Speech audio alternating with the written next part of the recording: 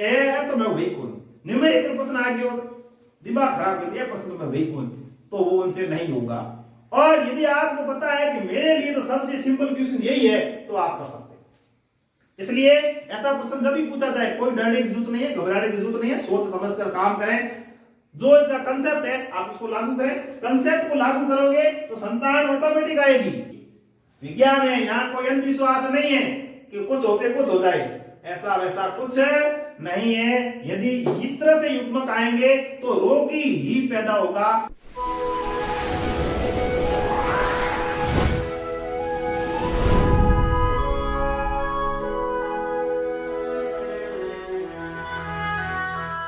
नमस्कार दोस्तों, मैं पोखरराम बामणिया पुनः आपके समक्ष एक नए टॉपिक के साथ में हाजिर हूं।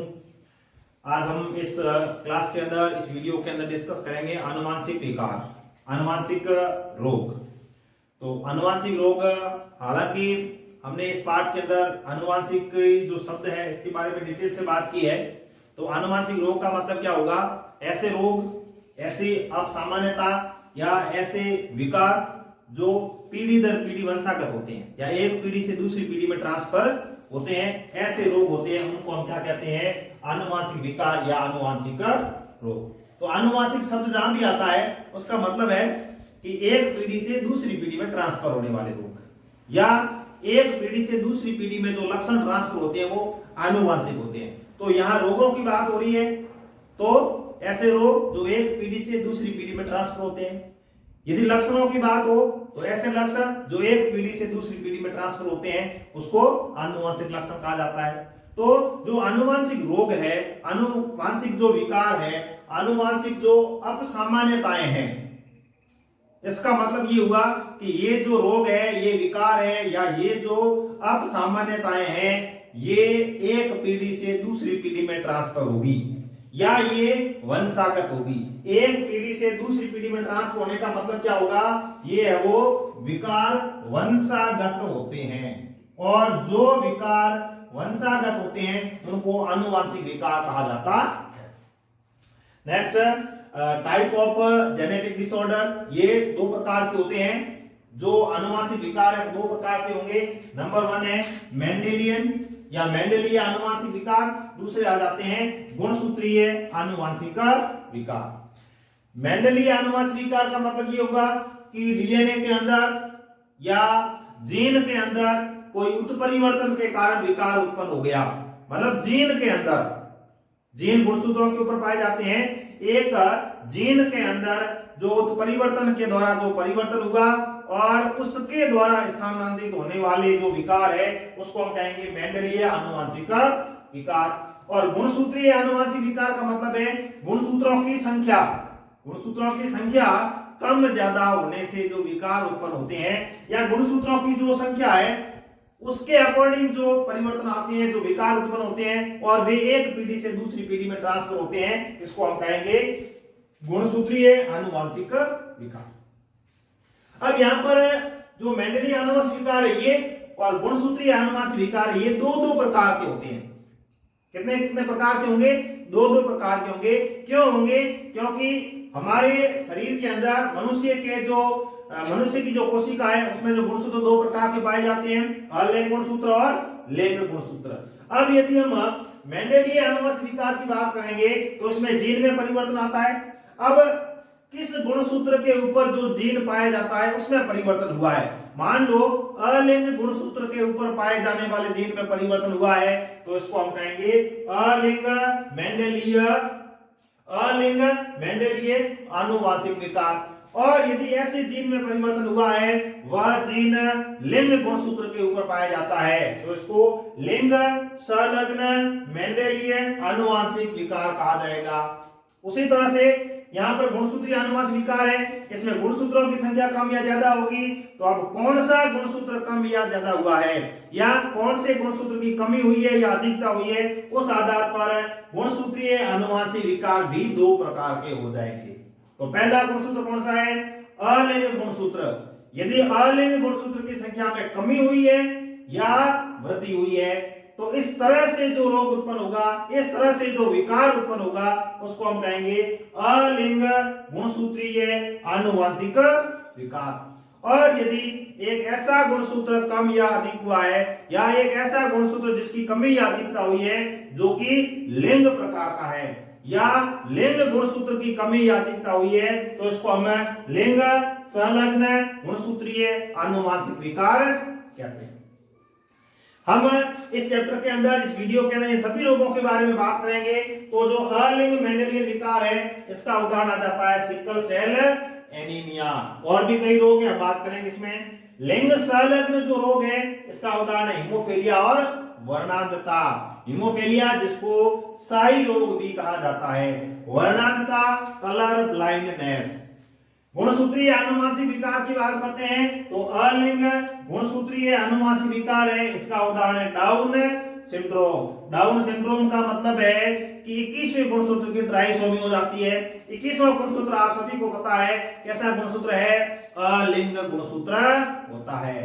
तो ये अलिंग गुणसूत्र की अधिकता हुई है इसलिए ये अलिंग गुणसूत्रीय विकार है। और ये है लिंग संलग्न गुणसूत्रीय विकार। इसका मतलब इसमें क्या होगा, जो लिंग गुणसूत्र है उस गुणसूत्र की या तो अधिकता होगी या कमी होगी। इसका उदाहरण है टर्नर सिंड्रोम। आनुवांशिक विकार जो दो प्रकार के होते हैं उसमें हम सबसे पहले बात करते हैं मेंडेलीय विकार। मेंडेलीय विकार में हमने अभी बात की है। मेंडेलीय विकार का मतलब है इसमें गुणसूत्रों के ऊपर पाए जाने वाले जीन्स में परिवर्तन होता है, जीन्स में उत्परिवर्तन होता है, जीन्स में रूपांतरण होता है। और यह जो परिवर्तन हुआ है यह पीढ़ी दर पीढ़ी वंशागत हो तो इसको मेंडेलीय विकार कहा जाता है।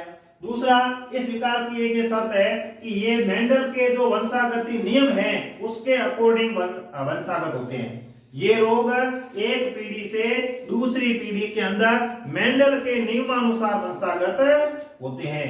मेंडल ने जो 3 नियम दिए थे वंशागति से संबंधित, मेंडल ने 3 नियम दिए थे, प्रभाविता का नियम, युग्मकों की शुद्धता का नियम और तीसरा नियम कौन सा था, स्वतंत्र अपव्यूहन का नियम। इस तरह से मेंडल ने जो नियम दिए थे नियमों के अकॉर्डिंग ये जो रोग है इनकी वंशागति होती है।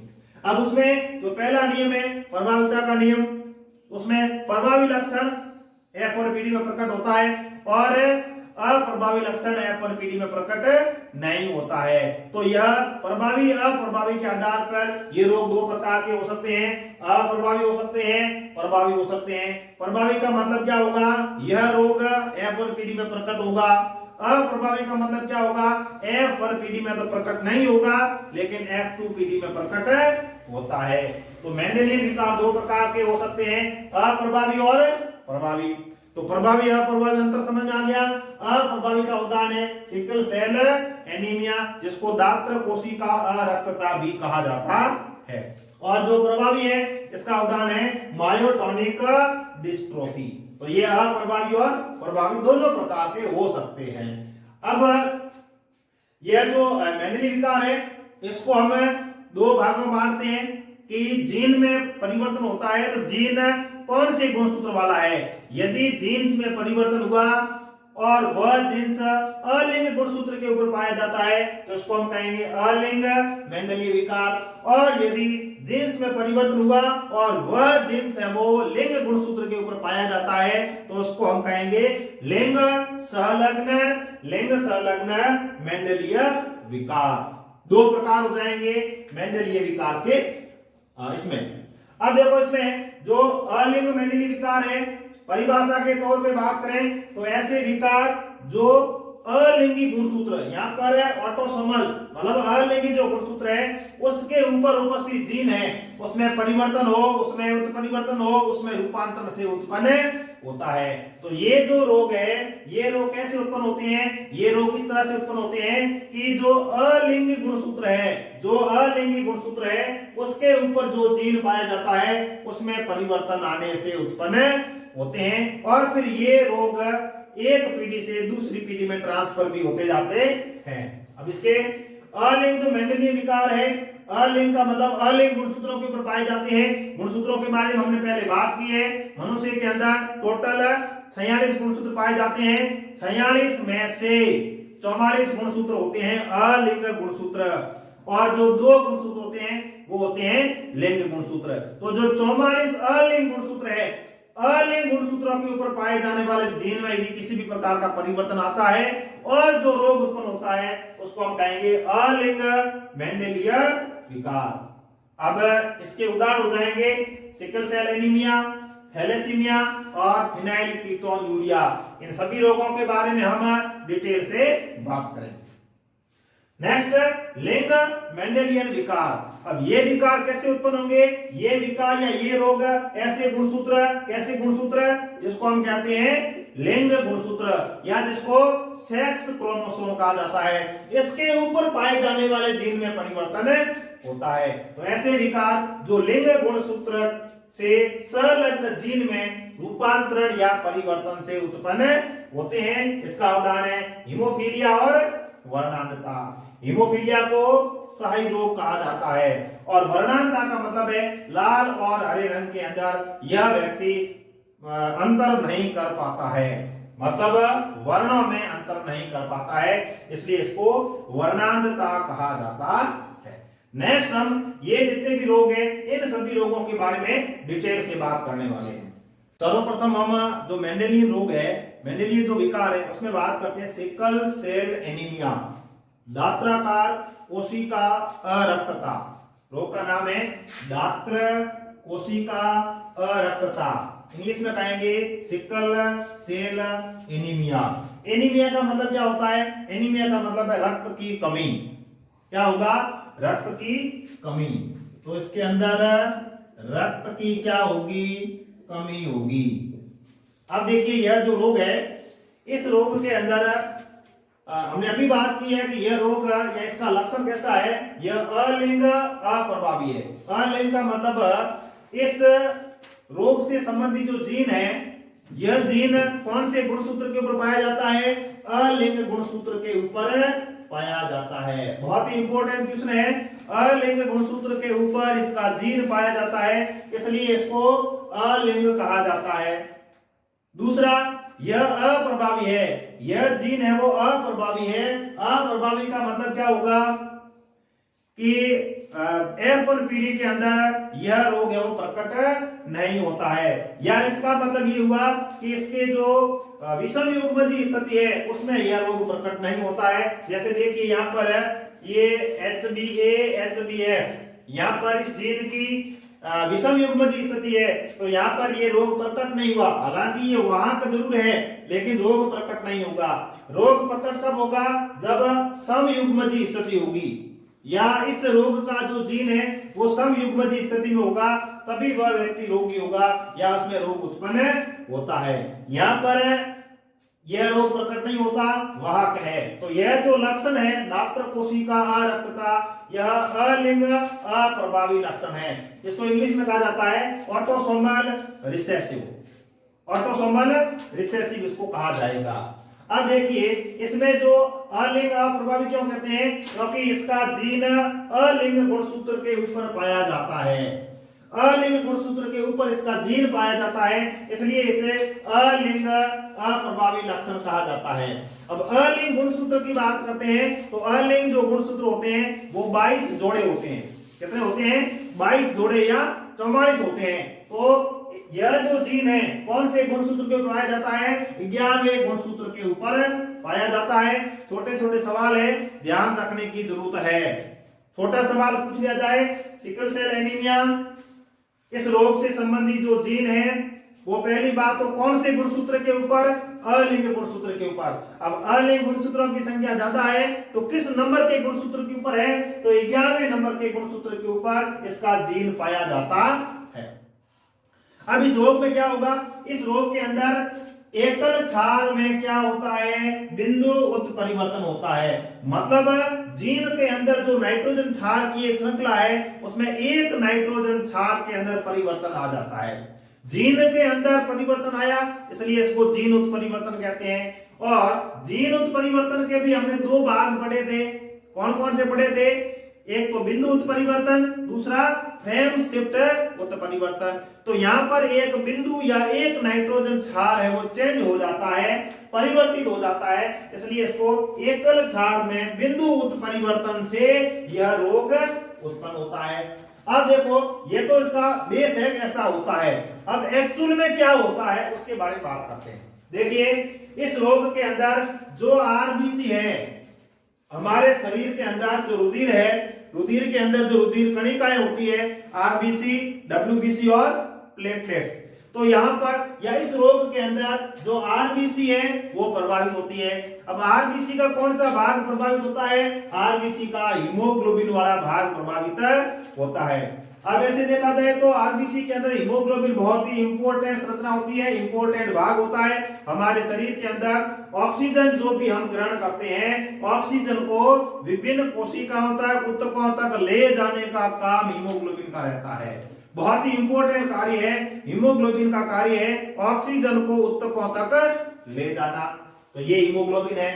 और हीमोग्लोबिन की बात करते हैं तो हीमोग्लोबिन, इसका यदि भाग किया जाए तो एक हीम, दूसरा ग्लोबिन। हीम का मतलब क्या है? आयरन। हीम का अणु या आयरन का अणु, इस आयरन की वजह से ही रुधिर या हीमोग्लोबिन की वजह से रुधिर है वो लाल रंग का होता है। और इस हीमोग्लोबिन के अंदर एक धातु पाई जाती है, उस धातु का नाम है लौह तत्व या आयरन, जिसको हम हीम कहते हैं। दूसरा, इसके अंदर प्रोटीन की श्रृंखला पाई जाती है जिसको ग्लोबिन कहा जाता है। कौन सी प्रोटीन है? Globin protein. यह जो ग्लोबिन प्रोटीन होती है यह दो प्रकार की होती है, या इसकी दो श्रृंखलाएं होती है। दो श्रृंखलाएं कौन कौन सी होती है? एक होती है अल्फा, दूसरी होती है बीटा। तो अल्फा और बीटा दो प्रकार की श्रृंखलाएं इस ग्लोबिन के अंदर पाई जाती है। अब देखिए, किसमें परिवर्तन होगा? आरबीसी में होगा। किसमें परिवर्तन होगा? हीमोग्लोबिन में होगा। किसमें परिवर्तन होगा? आगे बात करते हैं कि जो ग्लोबिन की बीटा श्रृंखला है, ग्लोबिन की कौन सी श्रृंखला? बीटा श्रृंखला। बीटा श्रृंखला में भी स्थिति कौन सी? छठे नंबर पर। तो ग्लोबिन की जो बीटा श्रृंखला है इसकी छठी स्थिति पर GAG के स्थान पर क्या आ जाता है? GUG आ जाता है। इसका मतलब एक नाइट्रोजन क्षार में परिवर्तन आता है। कहां पर आता है? ये इस A के स्थान पर यहां पर क्या आ गया? U आ गया। मतलब एडेनिन के स्थान पर क्या आ गया? यूरेसिल आ जाता है। अब इस तरह से GAG के स्थान पर GUG आ गया। क्योंकि ये तीनों शब्द मिलकर एक आनुवांशिक कोड का निर्माण करते हैं। तो ये एक आनुवांशिक कोड है, ये दूसरा आनुवांशिक कोड है। आनुवांशिक कोड को आनुवांशिक कूट भी कहा जाता है। अब ये GAG है और ये GUG है। अब GAG है वो तो ग्लूटामिक अम्ल को कोड करता है, लेकिन GUG है वो वेलिन को कोड करेगा। इसका मतलब क्या हुआ? अमीनो अम्ल ही बदल जाएंगे। इनमें परिवर्तन, GAG के स्थान पर GUG आ गया। इसका मतलब जो प्रोटीन की श्रृंखला बढ़ेगी उसमें ग्लूटामिक अम्ल के स्थान पर कौन सा अम्ल आ जाएगा? वेलिन अमीनो अम्ल आ जाएगा। बहुत ही इंपॉर्टेंट प्रश्न है। ग्लूटामिक अम्ल के स्थान पर कौन सा अम्ल आ जाएगा? वेलिन अम्ल आ जाएगा। बहुत ही ज्यादा इंपॉर्टेंट प्रश्न है बोर्ड एग्जाम की दृष्टि से। अन्य जितने भी कॉम्पिटिटिव एग्जाम है उन सब के लिए यह क्वेश्चन बहुत ज्यादा इंपॉर्टेंट है कि सिकल सेल एनीमिया के अंदर किस अमीनो अम्ल का प्रतिस्थापन कौन सा अमीनो अम्ल करता है। तो इसका मतलब क्या हुआ? ग्लूटामिक अम्ल है, इसका प्रतिस्थापन किसने किया? वेलिन ने किया। और यही कारनामा है वो इस रोग के अंदर होता है। अब इस तरह से हीमोग्लोबिन की श्रृंखला बढ़ी, श्रृंखला तो बढ़ेगी, लेकिन ग्लूटामिक अम्ल के स्थान पर कौन सा अम्ल आ जाएगा? वेलिन अम्ल आ जाएगा। अब इस तरह से जो हीमोग्लोबिन बढ़ेगा वो विकृत होगा, सामान्य प्रकार का नहीं होगा, वह असामान्य प्रकार का हीमोग्लोबिन होगा। अब असामान्य प्रकार का हीमोग्लोबिन होगा तो जो हीमोग्लोबिन का कार्य है ऑक्सीजन को ले जाना ऊतकों तक, वह हीमोग्लोबिन ऑक्सीजन का परिवहन नहीं कर पाता है। क्योंकि श्रृंखला चेंज होने की वजह से जो विकृत हीमोग्लोबिन प्राप्त हुआ है, जो विकृत हीमोग्लोबिन बना है, इस वजह से आरबीसी का आकार भी विकृत हो जाता है। क्योंकि हीमोग्लोबिन आरबीसी के अंदर पाया जाता है, आरबीसी के अंदर हीमोग्लोबिन पाया जाता है, हीमोग्लोबिन का आकार विकृत हुआ या हीमोग्लोबिन का आकार है वो असामान्य प्रकार का हुआ तो आरबीसी का आकार भी असामान्य और विकृत हो जाता है।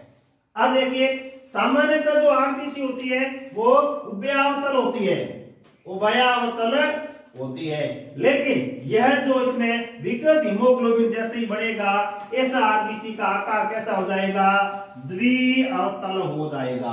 कैसा हो जाएगा, द्विअवतल हो जाएगा। जब ये द्विअवतल हो जाएगा तो ऐसी आरबीसी जो उभयावतल होती है, अब यह जो आरबीसी है ये द्विअवतल हो जाएगी या दात्राकार हो जाती है, दात्राकार या हंसियाकार हो जाती है। दात्रा का मतलब देखो, बाजरे की फसल की कटाई करते हैं, जो हमें औजार काम में लेते हैं, क्या कहते हैं, काटने के लिए, फसल को काटने के लिए, उसको हम कहते हैं दात्रा या हंसिया।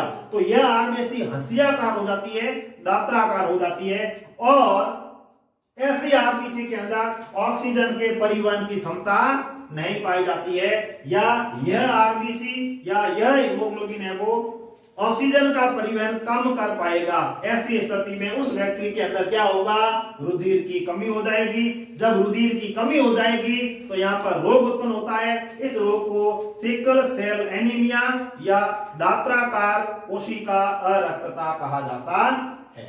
ऑक्सीजन का परिवहन नहीं होगा, इस वजह से रुधिर की क्या हो जाएगी, कमी हो जाएगी। तो इस रोग के अंदर कुल मिलाकर ये होगा, एक विकृत आरबीसी का निर्माण होगा, और यह आरबीसी और हीमोग्लोबिन ऑक्सीजन का परिवहन नहीं कर पाएंगे। इस वजह से उस व्यक्ति के अंदर ऑक्सीजन की कमी के कारण रुधिर की कमी हो जाएगी। ये इसका तकनीक है कि ये ऐसे ऐसे रोग उत्पन्न होगा। अब देखिए, इसमें एक व्यक्ति है जिसके अंदर सामान्य प्रकार का जीन है, उसको मान लो हमने HbA से लिख दिया। सामान्य प्रकार का जीन है मतलब सामान्य प्रकार की हीमोग्लोबिन का निर्माण करेगा या विकृत हीमोग्लोबिन नहीं बढ़ाएगा, तो सामान्य जीन को हमने लिख दिया HbA। और यदि विकृत जीन है, हीमोग्लोबिन श्रृंखला का निर्माण करने वाला जीन यदि विकृत प्रकार का है, उसको हमने लिख दिया HbS। अब यहां पर जीन की बात करते हैं। जीन जोड़ों में पाए जाते हैं। वंशागति के दौरान ये जब जीन जोड़ों में होंगे तो HbA होगा, संतान के अंदर ये जीन का जोड़ा आएगा तो वह व्यक्ति सामान्य प्रकार का होगा। इसके बाद में नेक्स्ट HbS, यदि ये विषम युग्मजीय स्थिति होगी तो यह व्यक्ति है वो वाहक होगा। इसमें रोग उत्पन्न नहीं होगा क्योंकि ये लक्षण कैसा है, अप्रभावी। यदि प्रभावी होता तो यहां प्रकट होता, लेकिन यह अप्रभावी है। अप्रभावी है और अप्रभावी लक्षण प्रकट होने के लिए उस जीन का समयुग्मजीय होना जरूरी है। अब यहां पर ये HbS ये समयुग्मजीय जीन आ गया, इसका मतलब यह व्यक्ति रोगी होगा। तो इस तरह से नेक्स्ट हम एक दो क्वेश्चन इसके बारे में देखेंगे कि ऐसे माता पिता है, उनकी संतान में रोग आएगा नहीं आएगा, कितना आएगा, क्या परसेंटेज रहेगा, इसके बारे में हम बात करेंगे। तो ये बहुत ही इंपॉर्टेंट रोग सिकल सेल एनीमिया, एग्जाम के अंदर कंप्लीट सिकल सेल एनीमिया के बारे में पूछा जा सकता है, वंशागति के बारे में पूछा जा सकता है, या इसके ऊपर आधारित कोई न्यूमेरिकल प्रश्न भी पूछा जा सकता है। यदि पूरा प्रश्न नहीं पूछे तो छोटे छोटे प्रश्न यहां से लिए जा सकते हैं। इसके स्थान पर ये आ जाएगा, इसके स्थान पर ये आ जाएगा, ठीक है। और आरबीसी ऐसी होती है, इसका आकार इस तरह का हो जाएगा। इस तरह का जो आकार है इसको दात्राकार कहा जाता है। इसको क्या कहा जाता है, हंसिया कहा जाता है।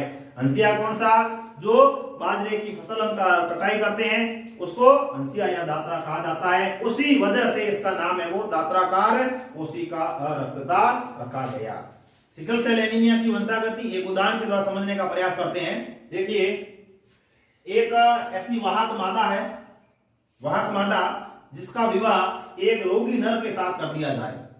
वाहक मादा है और रोगी नर है। यदि इन दोनों की शादी करा दी जाए तो इनकी जो संतान है, संतान के अंदर इस रोग की वंशागति किस प्रकार होगी, या हम ये कहें कि जो संतान है उसमें संतान के अंदर ये रोग है उसका अनुपात कहें, या संतान कैसी उत्पन्न होगी उसका जीनोटाइप कहें, वो देखें।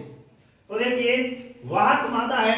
अब वाहक है इसका मतलब उसमें कौन कौन से जीन है, अभी हमने बात की थी HbA और HbS, मतलब विषम युग्मजीय जीन है, विषम युग्मजीय जीनोटाइप है तो वाहक मादा होगी।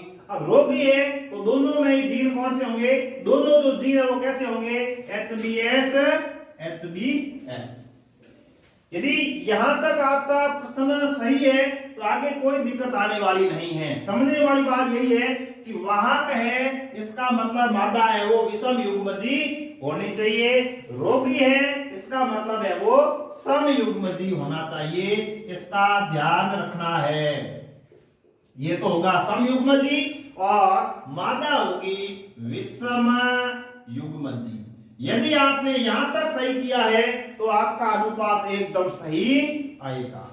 अब देखो यदि इनकी शादी करवा दी जाए तो वाहक मादा से जब युग्मक बढ़ेंगे दो प्रकार के बढ़ेंगे, HBA HBS। यहां पर युग्मक एक ही प्रकार के बढ़ेंगे लेकिन मैं अलग अलग करके दोनों भाग लिख देता हूं। बाकी ये HBS है ये भी HBS है। जब इस तरह से इनकी युग्मक बढ़ेंगे तो मादा का ये युग्मक नर का ये युग्मक दोनों मिलेंगे तो ये HBA ये HBS तो HBA HBS।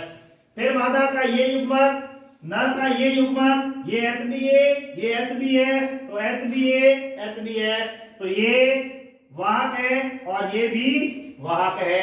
क्यों है, क्योंकि ये विषम युग्मजी जीन है, इसमें इसके अंदर भी क्या है विषम युग्मजी जीन है तो ये वाहक है। ऐसी संतान है, ये दोनों जो संतान है ये वाहक है। नेक्स्ट नर का ये युग्मक का जीन, मादा के अंदर ये जो युग्मक उसका जीन ये HBS ये HBS, संतान के अंदर HBS HBS मतलब समयुग्मजी है। तो समयुग्मजी है तो क्या होगा रोगी, संतान कैसी होगी रोगी। नेक्स्ट यह युग्मक और यह युग्मक संतान HBS HBS तो ये दोनों संतान कैसी हो जाएगी रोगी, ये दोनों कैसी होगी वाहक। इसका मतलब यदि हम वाहक और रोगी में अनुपात की बात करते हैं तो देखिए अनुपात वाहक अनुपात रोगी, तो वाहक कितने हैं दो, ये दो संतान वाहक है और ये दोनों रोगी है तो 2 अनुपात 2। सरल अनुपात की बात करेंगे तो 1 अनुपात 1, परसेंटेज की बात करेंगे तो 50% और 50%। मतलब ये हुआ कि जनक के अंदर एक विषम युग्मजी है और एक सम युग्मजी है। सम युग्मजी कौन सा रोगी है, एक रोगी है और एक वाहक है। सम युग्मजी के अंदर HBA HBA भी आता है तो वो नहीं, सामान्य प्रकार का नहीं, एक वाहक जनक दूसरा रोगी जनक है। इन दोनों की यदि शादी करवा दी जाती है तो इनकी जो संतानें होती है उनमें वाहक और रोगी होने की संभावना 50% होती है। अनुपात 1:1 प्राप्त होता है। वाहक का जीनोटाइप HBA HBS और रोगी का HBS HBS। ये समयुग्मजी है इसलिए रोगी है, ये विषम युग्मजी है इसलिए वाहक है। इस तरह से हम ये कह सकते हैं कि संतति रोगी होने के लिए यदि संतान रोगी उत्पन्न होनी है तो इसके लिए देखो कम से कम दोनों जनकों का विषम युग्मजी होना जरूरी है। बहुत इंपॉर्टेंट क्वेश्चन है। संतान रोगी उत्पन्न हो इसके लिए जो जनक है वो कम से कम विषम युग्मजी होने जरूरी है। विषम युग्मजी ये विषम युग्मजी है, ये होना जरूरी है तो ही संतान रोगी उत्पन्न होगी, अन्यथा नहीं होगी। अब यहाँ पर ये विषम युग्मजी है ये सम युग्मजी है तो संतान यहाँ 2 रोगी उत्पन्न होगी। यदि ये भी विषम युग्मजी होता तो एक संतान रोगी उत्पन्न होती। तो इस तरह से यदि एक वाहक मादा है रोगी नर है, इन दोनों को परिणाम दिया जाए, शादी कर दी जाए तो इनकी जो संतान है वो इस तरह से उत्पन्न होती है।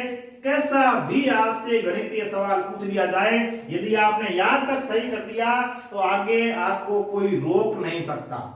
दूसरी बात है यहां पर तुक्का नहीं लगाना है। कई बार ऐसे देखते हैं इसका ये हो जाएगा इसका ये हो जाएगा इसका ये, तुक्का नहीं लगाना है। बिल्कुल सोच समझ के ये टेबल बना के फिर आपको आंसर देना है।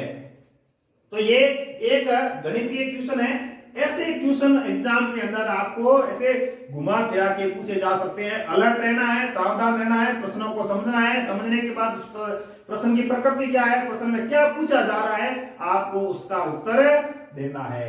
अब इस प्रश्न के अंदर आपको पूछ लिया कि वाहक कितने हैं, कितने परसेंट है, रोगी कितने हैं, कितने परसेंट है, या फिर ऐसा भी पूछा जा सकता है कि ऐसे कितने हैं, ऐसे संतान कितनी है जो जनक से समानता रखती है।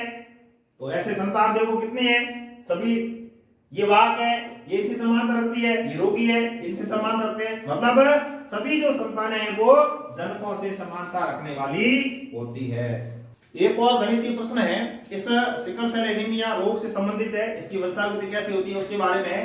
तो देखिए क्वेश्चन है, यदि माता और पिता दोनों ही सिकल सेल एनीमिया जो रोग है इसके वाहक है, तो संतान के अंदर ऐसी कितनी प्रायिकता होगी जिसमें यह रोग उत्पन्न होगा। तो क्वेश्चन एक बार और सुन लीजिए, यदि माता और पिता दोनों सिकल सेल एनीमिया के वाहक हो तो संतान में इस रोग के होने की प्रायिकता क्या होगी। स्टेप बाय स्टेप आप करते जाना, कहीं कोई दिक्कत आने वाली नहीं है। तो देखिए दोनों ही वाहक है, अब दोनों ही वाहक है इसका मतलब विषम युग्मजी जीनोटाइप होगा। देखो जैसे ये नर है और ये मादा है, ये नर और ये मादा का सिग्नल। अब वाहक है, नर भी वाहक है, मादा भी वाहक है, दोनों ही वाहक है, इसका मतलब ये कैसे होंगे, विषम युग्मजी। कैसे होंगे, विषम युग्मजी। अब हम यहां पर लिख देते जीन विषम युग्मजी HbA HbS। इसमें क्या होगा, ये HbA HbS यही होगा। अब यदि हम इनके युग्मकों की बात करते हैं तो देखिए युग्मकों के अंदर ये HbA ये HbS, इसके जब युग्मक बनेंगे तो युग्मकों के अंदर जो जीनोटाइप होगा वो क्या होगा, HbA HbS। यहां तक कोई दिक्कत नहीं होनी चाहिए। नर मादा दोनों वाहक है, हमने यहाँ पर इनका जीनोटाइप लिख दिया, यहाँ पर नर का जीनोटाइप लिख दिया। अब इनके युग्मक बने, ये जीन आधे इसमें चले गए, आधे इसमें आ गए, इसका आधा किया तो ये इधर आ गया, S इधर आ गया, इसका A इधर, S इधर। अब यदि इनका मिलना होता है, जो ये नर है और ये मादा, तो इससे संतान के अंदर कौन सा जीन आ जाएगा, HbA HbA मतलब सामान्य प्रकार की संतान उत्पन्न होगी। फिर नेक्स्ट हम दूसरा बात करते हैं, ये पहले यह युग्मक नर का मादा के इस युग्मक के साथ में, तो ये संतान उत्पन्न हो गई। अब यह युग्मक मादा के इस युग्मक के साथ में संलयित होगा, जुड़ेगा, तो HbA HbS, ये A और ये S। अब इसके बारे में बात करते हैं तो क्या होगा, HbA HbS, ये HbA ये HbS। फिर इनका देखेंगे क्या हो जाएगा, HbS HbS। इस तरह से आप क्या देखते हैं कि ये जो संतान उत्पन्न हुई है ये कैसी है, सामान्य प्रकार की संतान है। ये जो दो संतान है, ये दो संतान कैसी है, विषम युग्मजी है। विषम युग्मजी का मतलब ये दोनों कैसी है, वाहक है। और इसमें देखो HbS है, मतलब ये समयुग्मजी जीन है। अब ये समयुग्मजी कौन सा है, सिकल सेल वाला जीन है, तो ये तो होगा रोगी। ये भी समयुग्मजी है लेकिन सामान्य प्रकार का जीन है, तो ये सामान्य संतान होगी। तो ये संतान कैसी है, ये सामान्य प्रकार की संतान है। ये दोनों संतान कैसी है, ये दोनों है वो वाहक है। और ये संतान कैसी है, ये संतान रोगी है। अब आप यहां तक आपने क्वेश्चन कर दिया, तो अब आपसे कुछ भी पूछे, रोग वाले पूछे तो ये, बिना रोग वाले पूछे तो ये, वाहक पूछे तो ये, कुछ भी पूछा जा सकता है, आप आराम से उत्तर दे सकते हैं। अब देखो इसमें पूछा गया है रोग होने की प्रायिकता, तो रोग इसमें हुआ है, तो रोग होने की प्रायिकता कितनी है? रोग की प्रायिकता, रोग की प्रायिकता कितनी है भाई? 4 में से 1, टोटल 4 है, 4 में से 1 रोगी, तो प्रायिकता क्या हो जाएगी? 1/4, मतलब 4 में से 1/4 को हम ऐसे भी लिख सकते हैं 25%। ठीक है, ये तो इसका उत्तर हो गया। अब इस प्रश्न को मैं आगे बढ़ाते हुए मैं यदि तीनों का अनुपात पूछ लें तो हमें यहाँ पर 3 प्रकार की संतान प्राप्त होती है। जो संतान है वो 3 प्रकार की प्राप्त होती है। कौन कौन सी?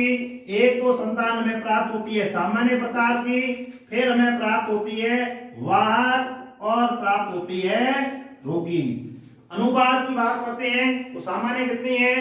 1, वाहक कितने हैं? 2, रोगी कितने हैं? 1। तो 1:2:1। अनुपात की बात करते हैं, सॉरी परसेंटेज की बात करते हैं तो ये 25%, ये कितना हो जाएगा? 50%, ये हो जाएगा 25%। यदि जीन पूछ लिया जाए सामान्य में कौन सा जीन है तो ये HbA। वहां का विषम युग्मजी होगा तो HbA-HbS, और रोगी है तो क्या होगा? HbS और HbS। कैसे भी ट्यूशन पूछा जाए, यदि आपने ये चीज समझी है तो आप आराम से कर सकते हो। अब यदि आपको और कुछ भी पूछा जाए, मैंने आपको दोनों कंडीशन बता दी।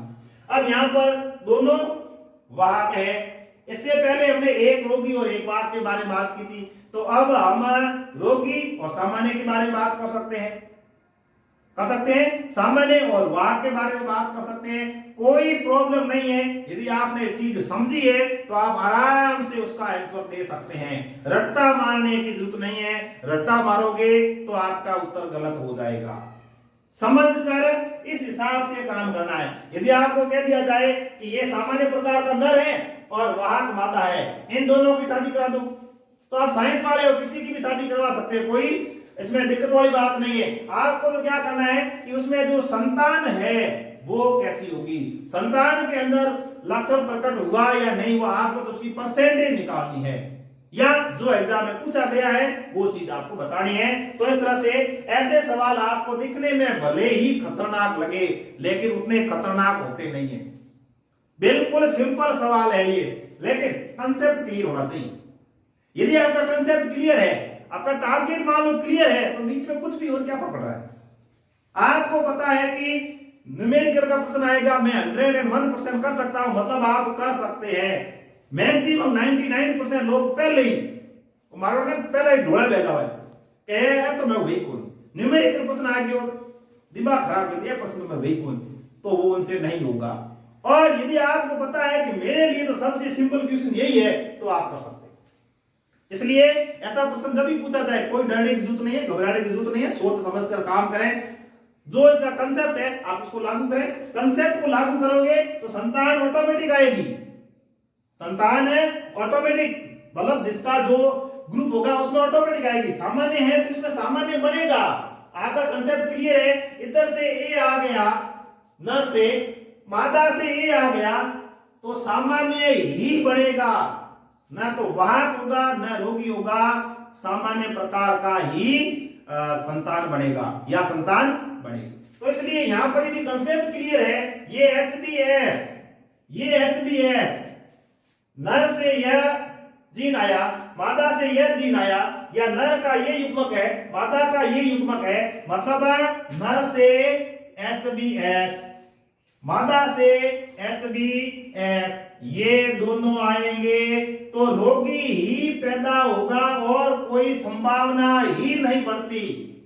विज्ञान है, यहां कोई अंधविश्वास नहीं है कि कुछ होते कुछ हो जाए, ऐसा वैसा कुछ नहीं है। यदि इस तरह से युग्मक आएंगे तो रोगी ही पैदा होगा, कहीं पर भी कोई किंतु परंतु नहीं है, कोई प्लस माइनस नहीं है। यदि इस तरह से होगा तो रोगी ही पैदा होगा। यदि HbA और HbS आ गया तो वाहक ही पैदा होगा, कोई किंतु परंतु नहीं है। ठीक है, तो इस तरह से हमने आज जो आनुवंशिक रोग है उनके बारे में बात की, उसको दो भागों में बांटा, और दो भागों में बांटने के बाद हमने जो पहला मेंडेलियन विकार है उसके बारे में बात की। मेंडेलियन विकार को भी हमने दो भागों में बांटा, अलिंग और लिंग। उसमें हमने अलिंग जो मेंडेलियन विकार है उसके बारे में बात की, और उसका भी हमने एक रोग लिया है, एक उदाहरण समझा हमने, एक रोग के बारे में पढ़ा है, सिकल सेल एनीमिया। चलो ठीक है, नेक्स्ट वीडियो में नेक्स्ट नए टॉपिक के साथ अगले रोग के बारे में डिस्कस करेंगे। तब तक के लिए सभी को जय हिंद, जय भारत।